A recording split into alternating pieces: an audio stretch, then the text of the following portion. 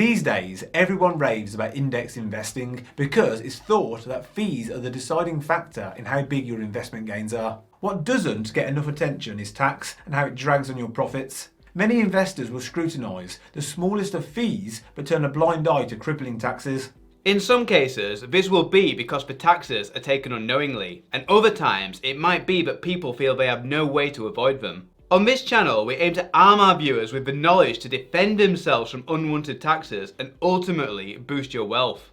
The main way that governments are swiping at your invested money is by taxing dividends. If you have a small investment pot, you've probably not even noticed, but for larger pots, we would go as far as to say that these dividend taxes are an outrageous assault on your wealth. In this video, we're going to show you a way to combine index investing with building a portfolio of stocks that uses our new tax dodging strategy. Let's check it out.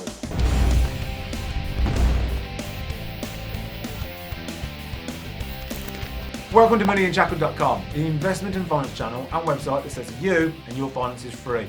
That was Andy and I'm Ben, and if you like what we say, hit the like button and click subscribe. We think the most cost-effective way to build this tax-dodging portfolio is with our video sponsor, Stake. Stake is FCA regulated and has fractional trading and has no FX fees when you trade. We'll get to why this is so crucial later. And Stake are giving away a free US stock worth up to $100 to everyone who signs up via our link. We'll put the link to the offers page in the description below, so be sure to check that out. Now, let's get into the video. The dividend tax problem.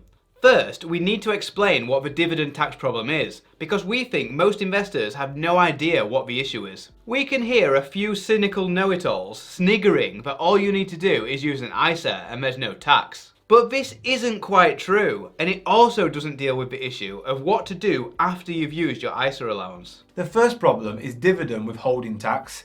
This is the tax that international governments withhold from any dividend paid from companies based in that country. An ISA does not guard you from this assault on your wealth. The US withholding tax is not the worst, but it's the most important due to the size and significance of the US stock market. A UK investor who has completed a W8 Ben form will pay 15% US withholding tax. The next problem is the outrageous dividend tax applied by our own UK government. It starts at 7.5% for basic rate taxpayers, climbs to 32.5% for those on the higher rate, and for those on the additional rate, they will have to stomach a 38.1% hit to their dividends. There is a notional £2,000 allowance when no tax is paid, but this used to be £5,000 and was reduced. The direction of travel suggests that this will be removed entirely in the future. Official government figures say that around 20% of ISA subscribers use the full allowance, and with many of these people having decent salaries or businesses, they will become victim to this nasty tax at probably the higher or additional rates. We are happy, no, scratch that, content with paying taxes when they are on real profits.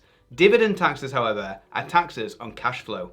If a company pays you a £1,000 dividend, the company's market value falls by £1,000. You may have received cash, but your total wealth has not changed. It's really unfair to tax this. As a result, when companies pay dividends, your wealth actually goes down due to the tax. Paying dividends makes you poorer. The FX fee problem. A big issue with ISAs is that you can't store foreign currency in them. This means every time you buy and sell a stock listed in dollars, for example, you incur the platform's FX fee. Many UK platforms are taking advantage of this to hoodwink their customers. They like to pretend that their trading fees are low, but hit you with an FX fee. Trading 2 and 2 have begun to use this technique themselves by introducing a 0.15% fee. It's nonsensical to use an ISA to avoid one kind of fee, i.e. tax, to have to pay another in its place, i.e. FX trading fees. Since Trading 2 and 2 have introduced these fees, it has elevated Stake's competitiveness in the market and has potentially made Stake more than ever the go-to app for trading US stocks. Stake charges 0.5% FX fees on deposits and withdrawals, but nothing on trades. This allows you to buy and sell as frequently as you want without incurring additional fees. As most other platforms charge FX fees on trades, the total cost can escalate fast. The solution? A no-dividend stock portfolio. Investing for dividends is super popular, with many people loving this strategy of passive cash flow, and there are many funds available that invest for dividends as their objective. But what we want is the option to eliminate dividend-paying stocks from a portfolio entirely. An alternative to dividend investing is picking growth stocks. which are companies that increase their revenue and earnings faster than the average business. Growth stocks tend to pay low or no dividends, but we want to be as confident as we can possibly be that we won't receive any dividend as it would be taxed. Unfortunately, there was no index that we could find that tracks stocks in the S&P 500 that pay no dividends. But you can create your own, and that is exactly what we have done. It probably shouldn't need mentioning, but to be clear, the main goal of any investment strategy should be to maximise after-tax profits. There's no point in investing in a portfolio of crappy stocks just to avoid some tax. But with that in mind, we fully expect this homemade index of stocks to deliver phenomenal returns if it continues to perform anything like it has done over the past 5 years. We've never seen any study into non-dividend paying stocks, so we're very keen to see how this portfolio does. The list of stocks. There are currently 72 stocks within the S&P 500 that meet our no dividend criteria. These will change on occasion as companies enter and leave the index and as companies change their dividend policy. We'll take a look how we got the data in a minute, which will be useful to those of you who want to run with this themselves. Here's the full 72 stocks that made the cut. We've sorted it by market cap, and no doubt you'll recognise many of the names at the top. First we have Amazon, then there's Google's parent company Alphabet, Facebook is there too, fanboy favourite Tesla gets a mention, and Buffett's own Berkshire Hathaway. The list goes on and on. The 72 stocks make up almost 22% of the S&P 500. That's quite a sizable chunk, but don't expect it to mirror the index's performance closely. As the majority of these stocks could be considered growth stocks, we would actually expect them to outperform the S&P 500. Only time will tell. Over the last 5 years, Vanguard's S&P 500 ETF has returned 114%, which is 16.4% per year. If you invested an equal amount into these 72 stocks, by our calculation, they returned 26.9% per year, smashing the S&P average. We doubt that overperformance of that magnitude can go on forever, but it gives us some faith that we can avoid dividend tax and still earn incredible returns. The compound annual growth rate on these stocks is enormous. As a rule, we don't tend to pay too much attention to past performance of just a few years, but with so many of the stocks delivering standout returns, it's difficult not to be impressed. Amazon has returned 40% per year, Tesla 70% per year, AMD 97% per year, and on it goes. Fine tuning. Although this list of stocks is just a small selection of the S&P 500, there is still a hell of a lot there if you are planning to invest in all of them.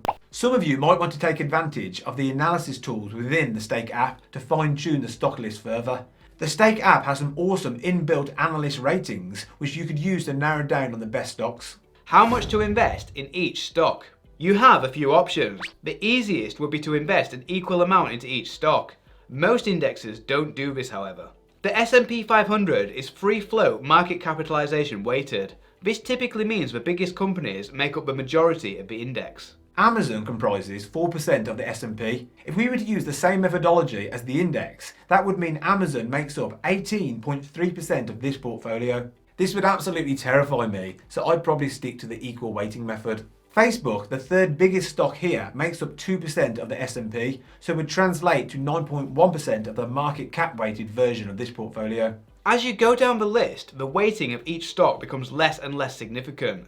At the bottom of the list, these stocks are merely making up the numbers, rather than having any meaningful impact on it. Rather than investing in all 72 stocks, you could just invest in the top 20 or so. These top 20 would cover 83% of our stock list, or 18% of the full S&P 500. We'll put the full list of stocks and weightings on our website for you to download if you wish, and we'll put the link to this in the video description below. How we built this homemade index. Using a stock screener tool, we were able to identify S&P 500 stocks and then filter down only on those that haven't paid a dividend in any of the last 5 years.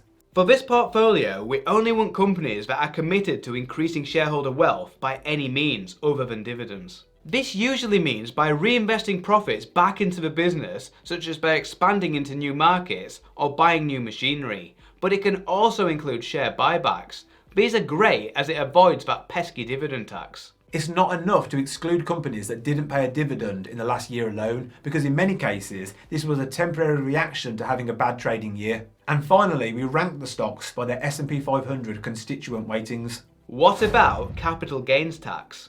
As it stands, we get a far more generous capital gains allowance than dividend allowance. The capital gains tax-free allowance is currently £12,300 per year. This means you can sell stocks to realise a profit up to this amount every year and not pay tax. For example, say that you bought 2,000 shares in Company X at £10 each, totalling £20,000. If the shares increased in value to £25, totalling £50,000, you could sell 820 shares at £25 and pay no tax. In doing so, you would have sold £20,500 worth of shares, realising £12,300 profit, which falls within your tax-free allowance. You just need to be smart and try and use this allowance to its full potential. Many investors will choose to voluntarily realise gains in a tax year up to the value of £12,300 and then reinvest their money back into the market rather than taking all the profit in one go and getting a massive but unnecessary tax bill. Question of the day. Have you been allowing governments to put their hands in your pocket, and what do you plan to do about it? Let us know in the comments below.